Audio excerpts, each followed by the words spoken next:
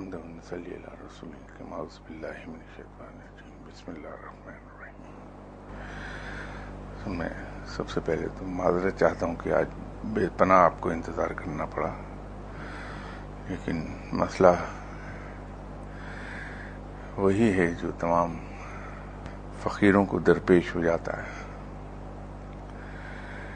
کہ اگر گھر پہ ملنے والے کوئی آ جائیں یا اللہ کا کوئی بھی بندہ آ جائے جو بھی شک جان پہچان کا نہیں بھی ہے، تو اس کو کسی طور انکار کرنا ممکن نہیں ہوتا، اور چونکہ اس کا لوگوں کو احساس ہے کہ فقیر انکار تو کرے گا نہیں، تو مہربان اسے مناسب سمجھتے ہیں کہ عین اس وقت پر جائے جب بندہ گھر سے نکل رہا ہو، تاکہ پھر وقت مل جائے۔ تو میں معافی چاہتا ہوں، میری مجبوری ہے، اور صرف آپ ہی انتظار میں نہیں بیٹھتے، بعض کا میری بچیاں جو شادی شدہ ہیں وہ ہر ہفتے آ کے بیٹھی رہتی ہیں، تین چار مہینے گزر جاتے ہیں انہیں کہ ہر ہفتے آتی ہیں کہ کسی طرح مجھ سے ملاقات ہو جائے، لیکن وہ بغیر ملے واپس چلی جاتی ہیں کہ میں لوگوں میں بیٹھا ہوتا ہوں، ملنے آتے ہیں انہیں میں بیٹھا ہوتا ہوں، اور میرے پاس ایک لمحہ نہیں ایسا نکلتا کہ میں بچیوں کو جا کے صرف دعا سلام کر لوں ان سے۔ تو کیا کیا جائے، یہ زندگی کا حصہ ہے، اس کو I just can't help it۔ مسئلہ یہ ہے، سارا مجبوری ہے میری۔ ایک جملہ ہم بچپن سے پڑھتے آئے ہیں کہ ضرورت ایجاد کی ماں ہے۔ روحانیت میں ہم ضرورت کو ایجاد کی ماں نہیں کہتے، بلکہ محبت اور لگن کو ایجاد کی ماں کہتے ہیں۔ ایجاد کا بنیادی طور پر مطلب ہے کسی نئی چیز کا پیش کیا جانا، اس کے لفظی معنی، لیکن اصطلاحی معنوں میں ہم کسی نئی چیز کو انٹروڈیوس کرانے کو کہتے ہیں۔ مطلب آلموسٹ وہی بن جاتا ہے، جو معنوی لحاظ سے ہے وہی اصطلاحی لحاظ سے بھی مطلب اس کا بن جائے گا، لیکن فرق وہاں آتا ہے جہاں ہم اس کی بیسس، اس کی بنیادی وجہ کو دنیاوی طور پر تو ضرورت کو سمجھتے ہیں کہ کسی چیز کی ضرورت ہے تو اسے ایجاد کر لیا جاتا ہے، لیکن روحانیت میں محبت اور لگن وجہ بنتی ہے کسی نئی چیز کے انٹروڈکشن کی۔ اللہ تعالی نے انسان کی تخلیق کی تو وہ کسی ضرورت کے تحت نہیں تھی، اللہ نے صرف اپنی محبت کی وجہ سے انسان کو تخلیق کیا تھا۔ اگر رب کو ضرورت ہوتی انسان کی عبادات کی تو اس کے لیے فرشتے بہت تھے، تو انسانوں کی اکثریت تو عبادت سے دور بھاگتی ہے، میری طرح، جیسے مجھ کو توفیق نہیں ہوتی کہ میں رب کی عبادت کر لوں، تو اسی طرح اور میرے بہت سے بھائی بند ہیں جو عبادت سے دور بھاگ جاتے ہیں۔ پھر انسانوں میں ایک سیکشن وہ ہے جو رب کو مانتا ہی نہیں، اس کے وجود سے ہی منکر ہے۔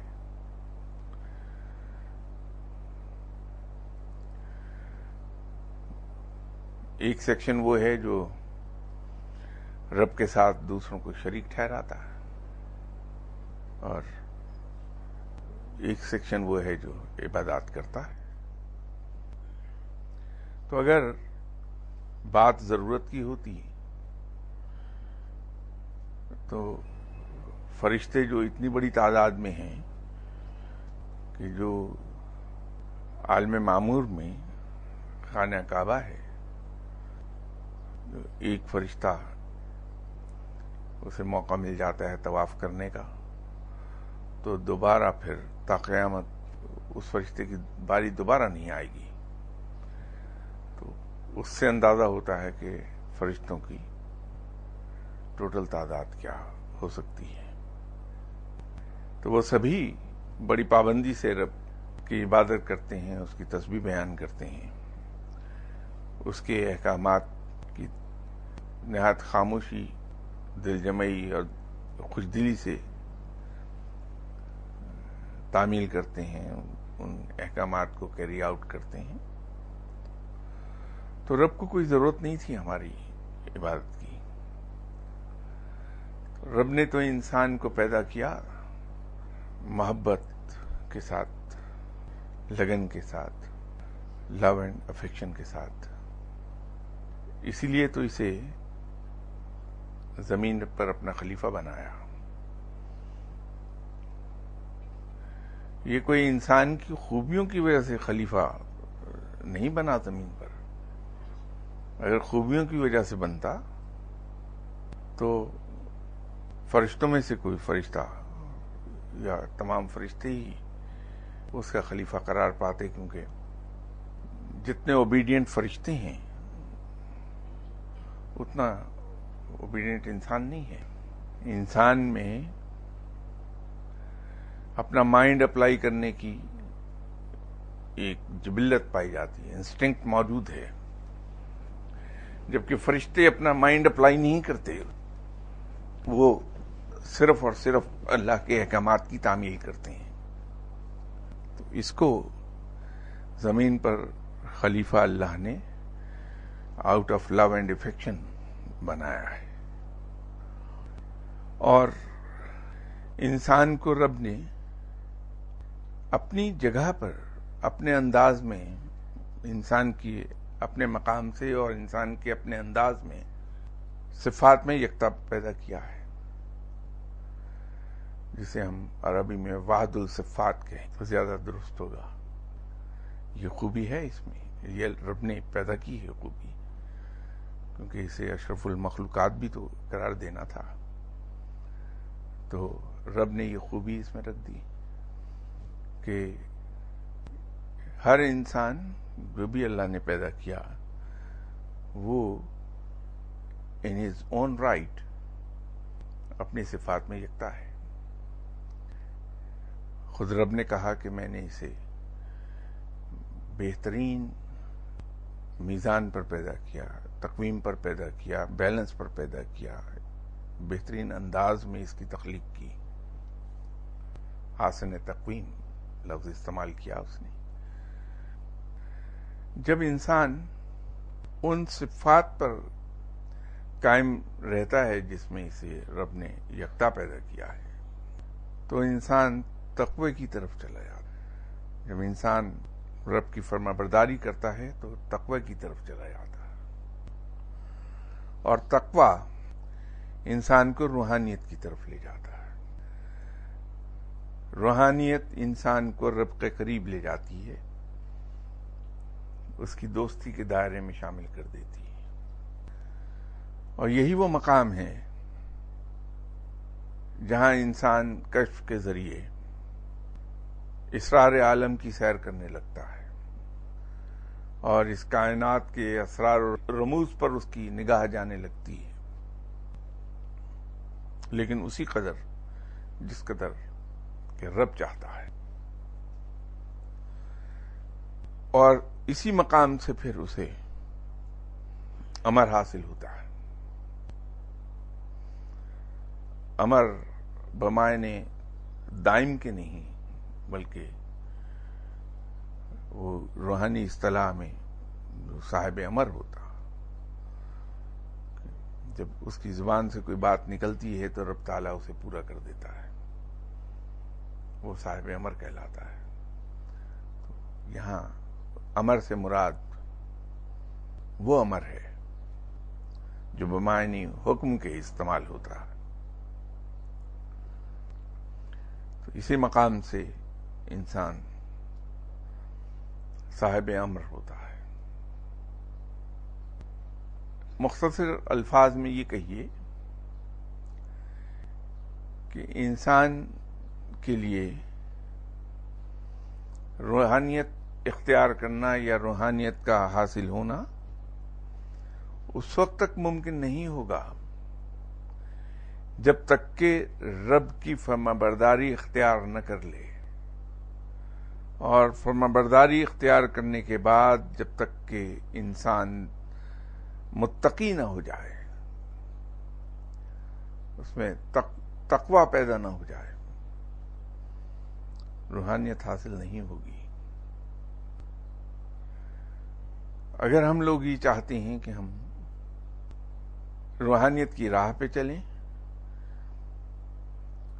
اور ہمارے لیے روحانیت کے حصول کا سبب بن جائے، تو ہمیں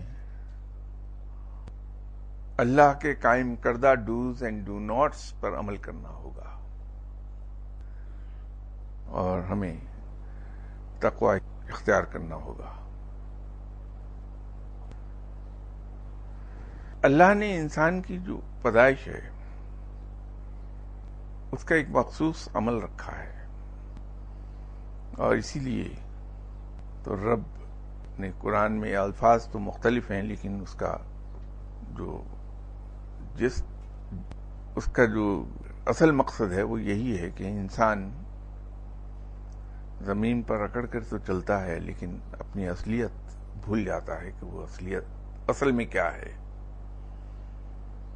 جب اللہ نے یہ بات کہی کہ انسان اپنے اصل کو بھول جاتا ہے،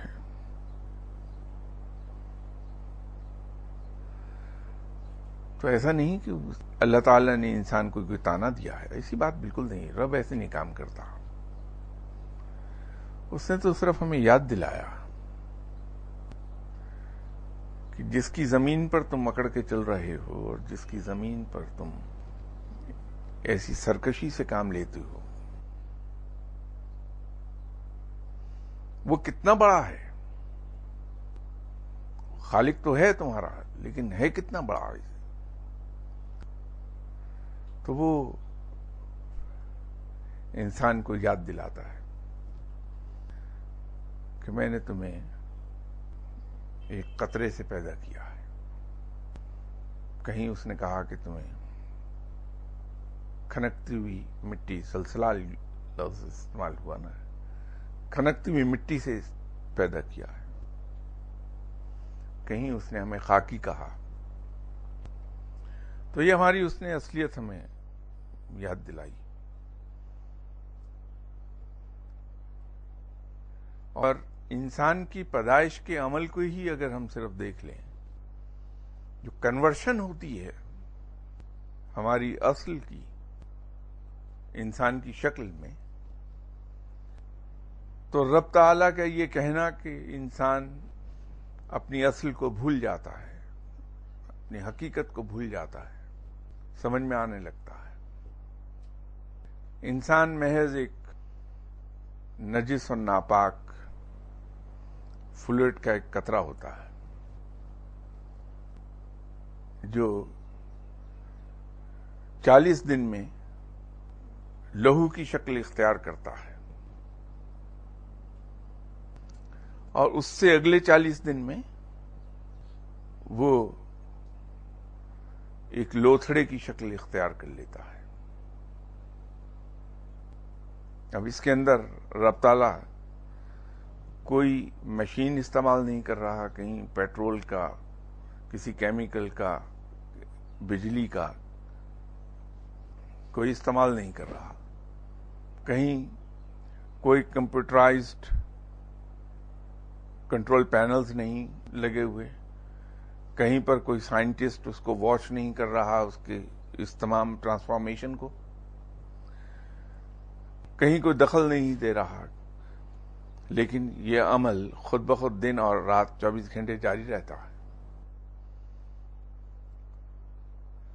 اس سے اگلے 40 دن میں وہ لوتھڑا گوشت کے ایک ٹکڑے کی شکل اختیار کر جاتا ہے،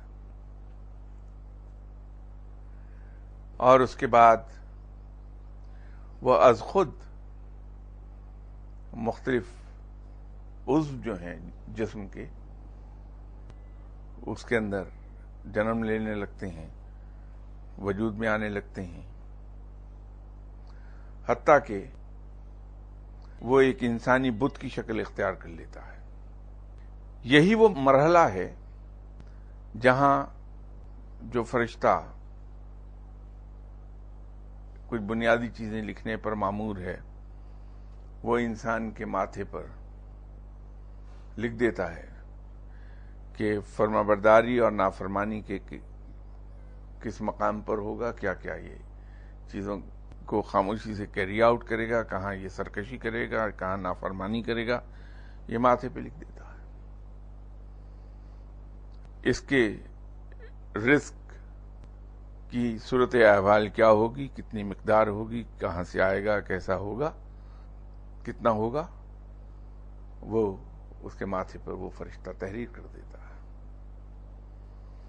اس کی عمر کتنی ہوگی، ماتھے پر تحریر کر دیتا ہے.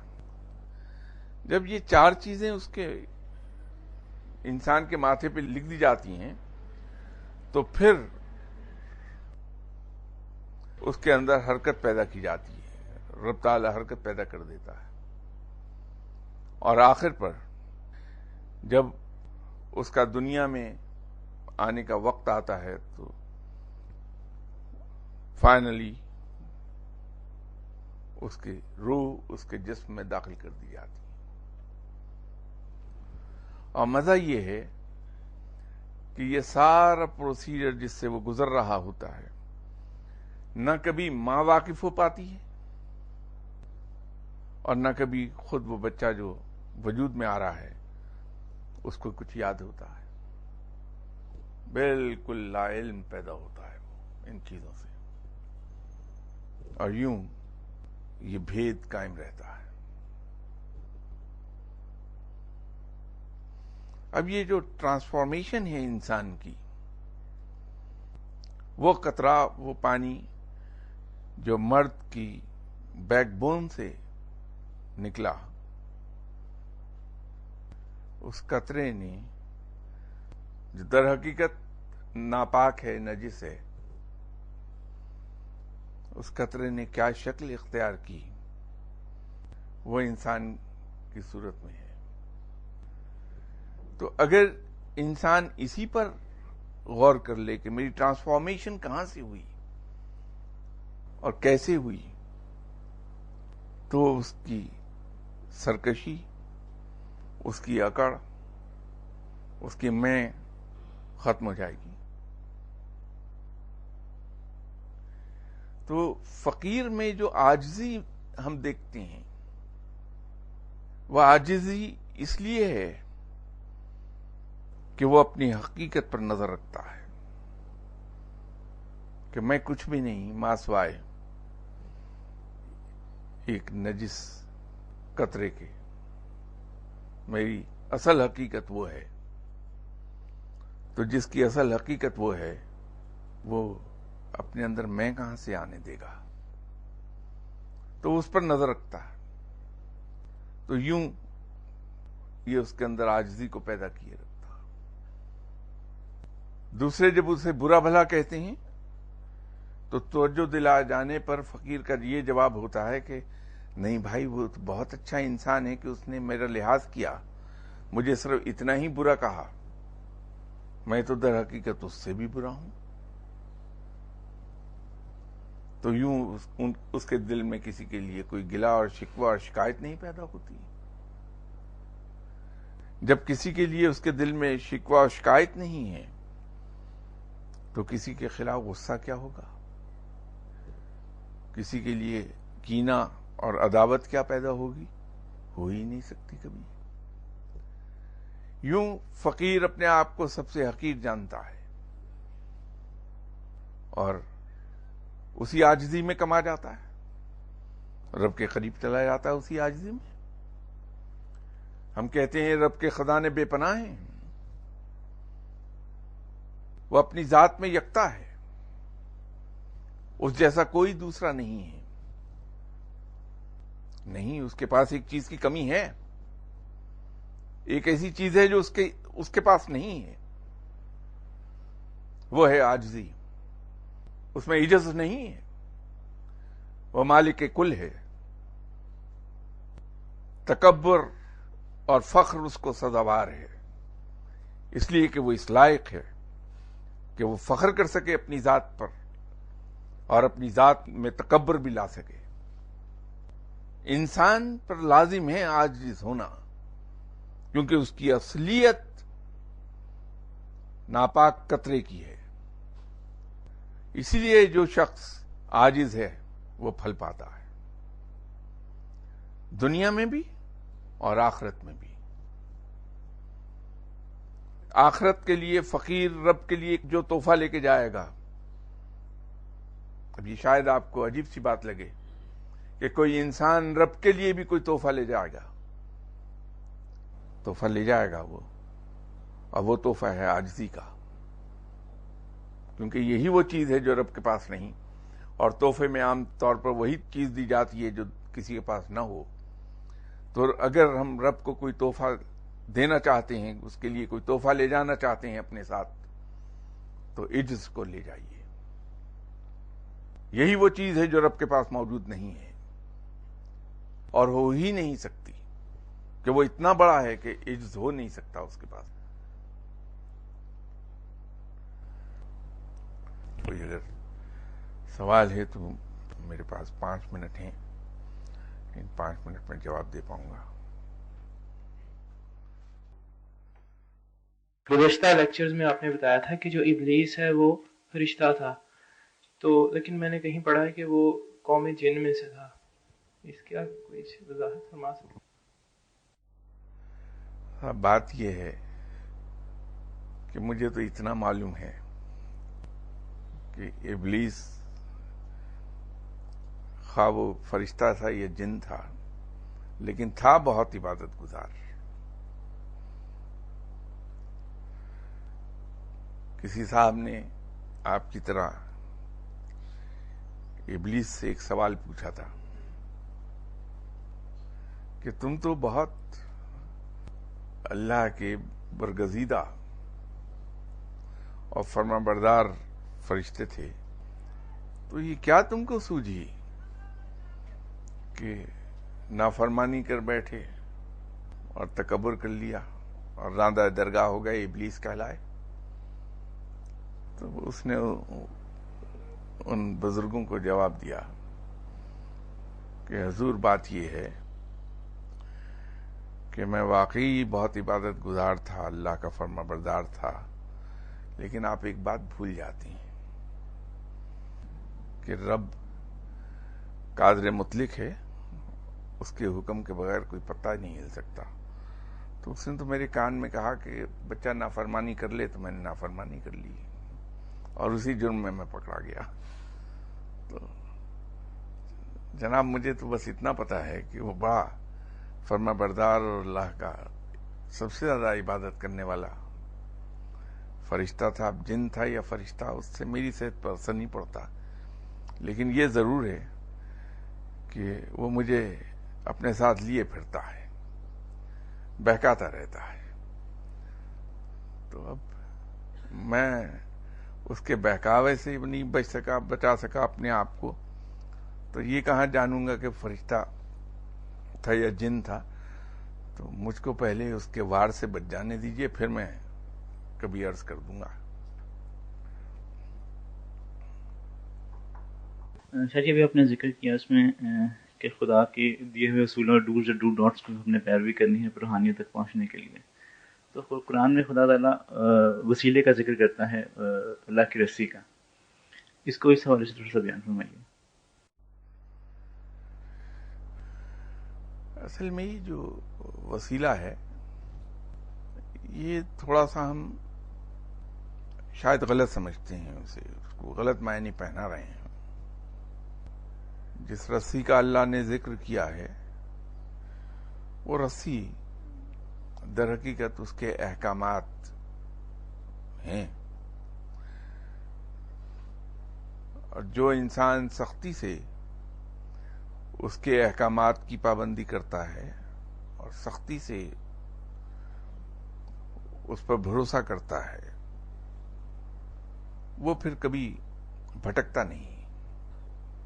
تو وہ رسی میرے خیال میں تو جس رسی کا ذکر اللہ نے کیا وہ اس کے احکامات کی تعمیل اور اس پر بھروسے کا نام اس نے استعارے میں رسی کہا،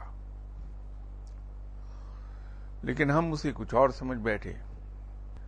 دیکھیے، کسی بھی، یہ فقر کی بات کر رہا ہوں کہ فقر میں اور شرع میں بھی کسی غیر اللہ سے امید وابستہ کرنا اور یہ سوچنا کہ یہ میری مشکلیں آسان کر دے گا، یہ شرک میں آتا ہے۔ یہ صرف رب ہے جو ہماری ضرورتیں پوری کر سکتا ہے، ہماری مشکلیں ہم سے دور کر سکتا ہے، اور جس سے ہم امید اور توقع وابستہ کر سکتے ہیں۔ تو یہ سوچنا کہ ہمارا مرشد ہمارے کام آئے گا،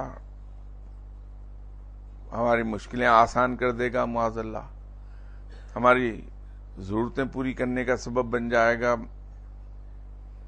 ہمیں بھٹکنے نہیں دے گا، یہ غیر اللہ سے توقع وابستہ کرنے کے مترادف ہے۔ اپنے مرشد کو بھی آپ اپنے جیسا انسان گردانیے۔ فرق صرف یہ ہے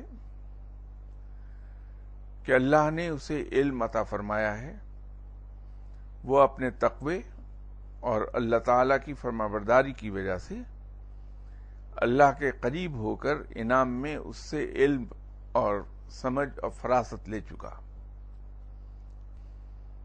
اور وہ علم، سمجھ اور فراست وہ آپ تک منتقل کر سکتا ہے۔ آپ اس سے علم کی گائیڈنس لے سکتے ہیں، علم حاصل کرنے میں وہ وسیلے کا کام کر سکتا ہے، لیکن یہ سوچا جائے کہ وہ کسی قسم کی حاجت روائی کر پائے گا، آپ کی مشکلیں حل کر دے گا، یہ غلط ہے۔ وہ بھی ہم جیسا اللہ کا محتاج بندہ ہے، جتنے محتاج رب کے ہم ہیں اتنا وہ محتاج اللہ کا وہ بھی ہے۔ تو اس کو اپنے ہی جیسا انسان سمجھیے، اس کا پاؤں بھی پھسل سکتا ہے، اس میں بھی لالچ آ سکتی ہے، ہرس آ سکتی ہے، کیونکہ وہ بھی ہم جیسا انسان ہے، اس سے خطائیں ہو سکتی ہیں، غلطیاں ہو سکتی ہیں، اس کی توقع اس سے رکھیے۔ تو جب ہم اپنے مرشد کو بھی اپنے جیسا انسان سمجھیں گے کہ یہ بھی غلطی کر سکتا ہے، اس سے کوتاہی ہو سکتی ہے، اس کا پاؤں پھسل سکتا ہے، تو پھر ہم اس سے وہ توقعات نہیں رکھیں گے جو ایک سپر ہیومن سے ہو سکتی ہیں۔ تو جب ہم کبھی اس میں کوئی خامی دیکھیں گے تو ہمارے دل میں اس کے لیے کوئی میل نہیں آئے گا، اس کے لیے کراہت نہیں پیدا ہوگی، اور یوں ہم اس سے علم لیتے چلے جائیں گے۔ وہ وسیلہ صرف علم کی حد تک ہے کہ جو علم اللہ نے عطا فرمایا، علم بھی اس کا اپنا نہیں ہے، وہ بھی اللہ کی طرف سے ودیت ہوتا ہے، عطا ہوتا ہے۔ تو وہ جو کچھ اس نے اللہ سے حاصل کیا اپنی فرمانبرداری اور اپنے تقوی کے انعام کے طور پہ، وہ آپ کو منتقل کرنے کا وسیلہ بنتا ہے۔ ادروائز رب کے ساتھ آپ کا بھی رابطہ اتنا ہی ہے جتنا آپ کے مرشد کا۔ رب آپ کی بھی دعائیں سنتا ہے، اتنی ہی سنے گا جتنی ہے آپ کے مرشد کی۔ کوئی فرق نہیں ہے، رب کے نزدیک اس کے سارے بندے برابر ہیں، سوائے اس کے کہ کوئی تقوی میں ہم سے بڑھ کر ہو، وہ اللہ کے قریب ہوگا۔ تو وہ وسیلہ ہم غلط سمجھ رہے ہیں۔ وہ رسی اصل میں اس کے احکامات کی ہے اور اس پہ بھروسے کی ہے. اس کو مضبوطی سے تھام لیجئے، پاؤں نہیں پھسلے گا.